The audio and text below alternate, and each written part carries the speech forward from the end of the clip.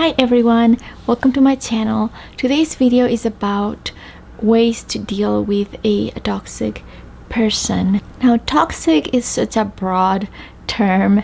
I feel like it's a term that gets used a little bit too much, just kind of like the word narcissist gets thrown around all the time. So for example, if somebody doesn't do something we want them to do, narcissist. If somebody takes selfie, narcissist. And it is such a shallow way of thinking about those constructs. So when we're referring to somebody who is toxic, somebody who is a narcissist, somebody that belongs to the cluster B of personality pathology, whether that's antisocial personality, borderline, histrionic, I do think we need to dig a little bit deeper and really understand that for somebody to have personality pathology, they need to meet 5 of those 9 requirements that are listed in the diagnostic criteria in the DSM-5. Or for somebody to be considered toxic, they do have to meet a certain type of requirements, right, in regards to their behavior, something that they do on a consistent basis, regularly, and for an extended period of time, years. So I did come up with 4 types of abuse. The first 2 types are the more severe, so it would be physical abuse and sexual abuse. If you are in either of those situations or in both, you do need to seek help safely. Safety is the most important thing. I don't know exactly what each person's situation is, so I can't give advice. The other 2 types of abuse that I came up with are covert abuse, and then the other type is overt abuse. This includes verbal abuse, emotional abuse, psychological abuse. So when it comes to determining the ways in which we can deal with an abusive person, it's important to understand the type of abuse that they're inflicting on us and also understand some basics about personality. Personality forms early. Personality is kind of like a very young tree.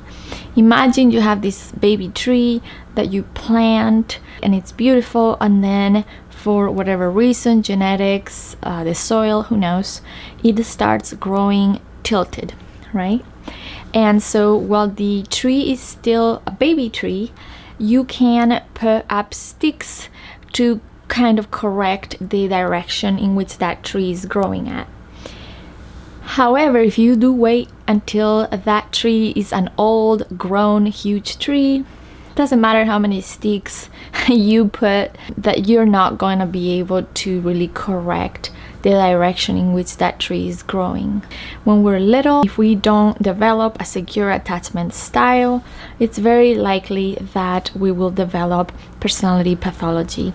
Now, personality pathology doesn't just develop by or upbringing. Part of it's also genetics, and we have to look at their siblings, at their parents, and where they stand in terms of mental health to really assess. When somebody is an adult and they have already developed their personality, and for whatever reason they have developed certain personality pathology, it's very, very difficult to really change who they are.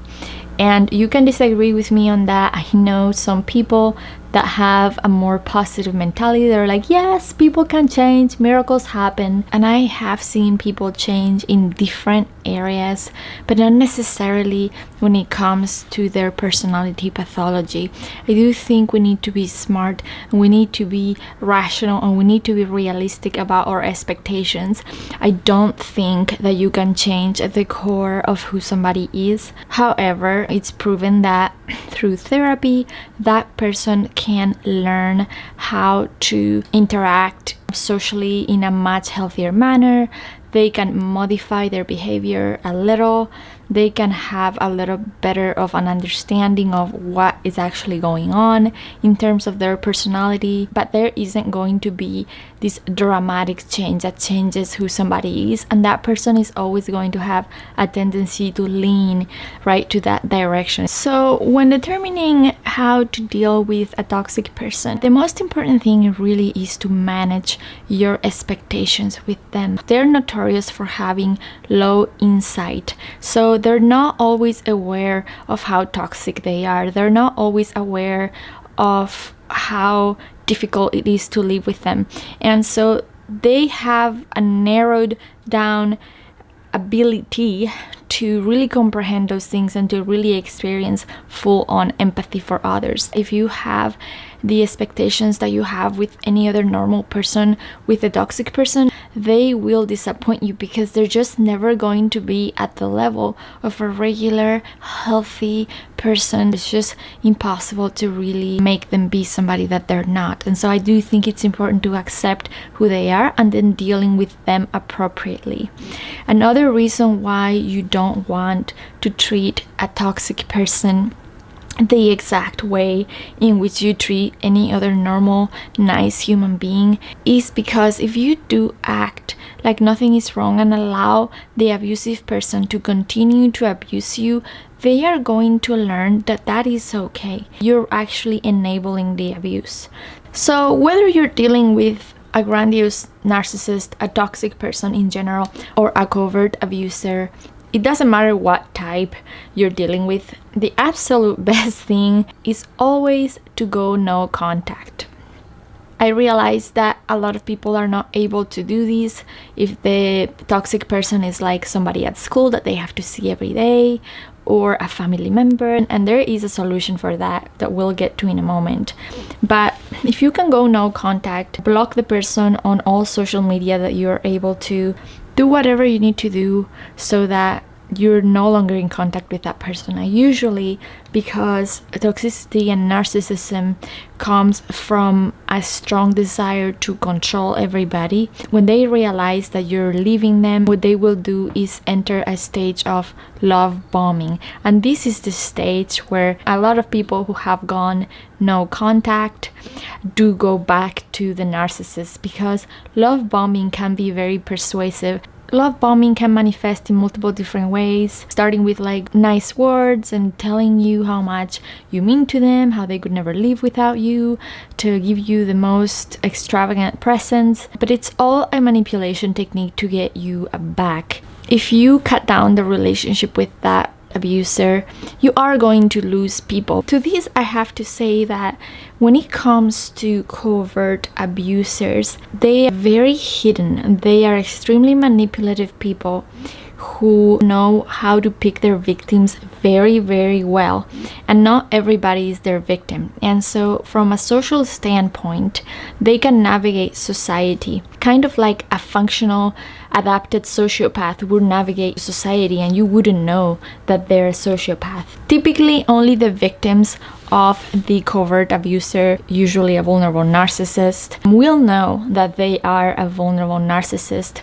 And when they try to explain what's going on, no one else believes them, because the abuser hasn't chosen those people to be abusive to them. Because for a covert abuser, it's extremely important to have a nice front and for people to think really, really good of them. So when dealing with somebody like that, the absolute worst thing that you could possibly do is try to call them out.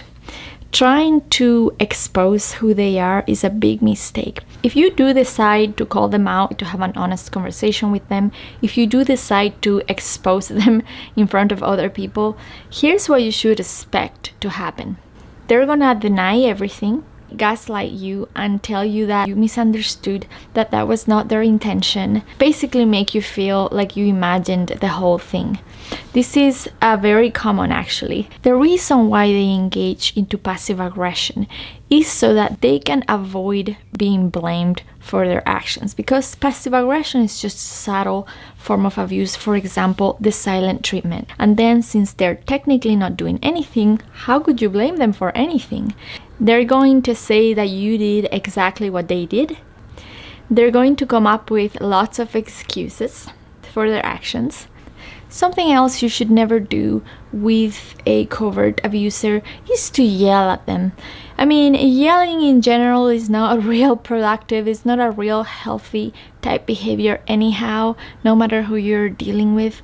But it's even worse if you do yell at a vulnerable narcissist, for example, because they're going to absolutely love every bit of it.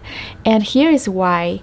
So they've been pushing your buttons all this time, they've been acting passive aggressive all this time, they can actually be really sadistic, and you've been trying to be civil for a very long time. And so if you do yell at them, eventually, because you explode, because you're a human being, they are going to say, see, do you see how bad you're behaving? That's abusive, that's treating me so bad. They will use that opportunity to play the victim, which is what they love to do the most in their whole life. Also, yelling at them shows them how much you care. It gives them a lot of attention, and they love that. And so it's kind of reinforcing their behavior if you do that. For those who don't have the opportunity to go no contact, you can distance yourself emotionally, and this does take practice. It takes time, and then you can start practicing the gray rock method. I am sure you've heard of it. It's not uncommon for therapists to advise this. Say you have to see this toxic person on Christmas every year or at work every day, and you no longer want to have a relationship with them. You are in a room with them. The first thing you have to do is not sit next to them. Just sit on the opposite end as far as you can from them, so that they don't have the opportunity to initiate a conversation with you. So that's one problem that you can avoid. Another thing that you can do is avoid eye contact. The objective is to make yourself as uninterested and as uninteresting as you possibly can. You want to make yourself the most boring person in the whole wide world in front of them. Don't share any personal accomplishments with them. Don't share any problems with them. Just be a blank sheet of paper. If you are next to them and they happen to tell you this story about this amazing thing that happened to them, it's good to be happy for other people, but at the same time, don't give them a very strong reaction of praise or surprise or anything of the sort. In the same way, when they do tell you a really sad story, for you to feel pity for them so that they can gain your sympathy, just don't react strongly either. This will make them lose the interest fairly quickly. So just like I've mentioned, to keep contact to a minimum, you can be peaceful. You can be cordial with somebody else and yet keep your boundaries.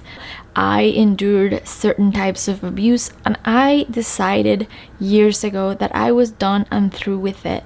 Lastly, I did want to share a personal experience, not because I like to talk about it, because I actually hate talking about this, but because I think it's related to today's video. So say that you are dealing with bullying, verbal bullying at school. And I endured this for several years. So when I went to primary school at age 7 was when the bullying started for me, and I was bullied all the way until I was 16, except for summer breaks, alright, or Christmas breaks or whatever. It did take a huge toll on who I was at the time, and it has left a lot of scars in my life today. Mostly I was bullied for being an ugly kid, ugly, disgusting. People would tell me I should go kill myself, and so I do struggle to this day with my physical appearance. So when I was still a little kid, there was a group of bullies that would insult me, but there was this particular this is so hard for me to talk about.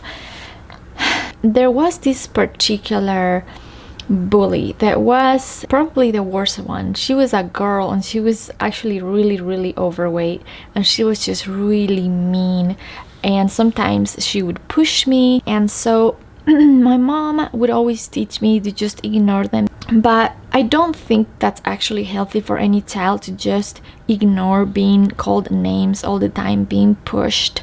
But that's what was taught at the time in the society I lived in.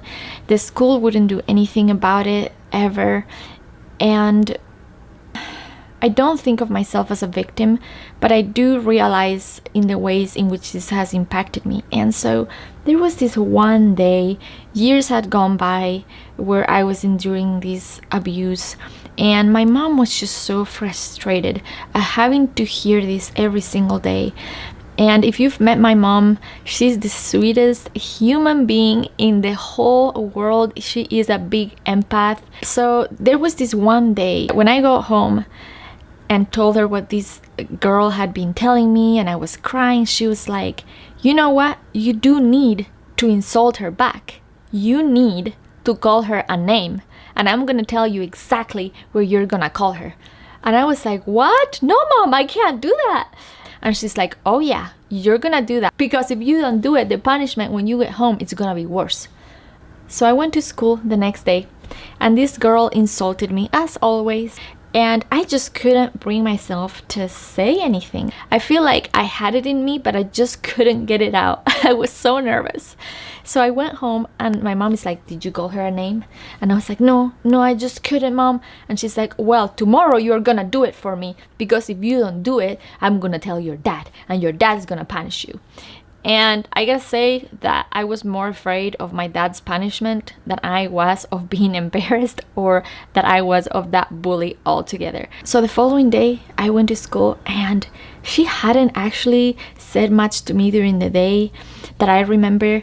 And then it was like the very end of the day where we all were released from class, and we were getting ready to wait for our parents and go home.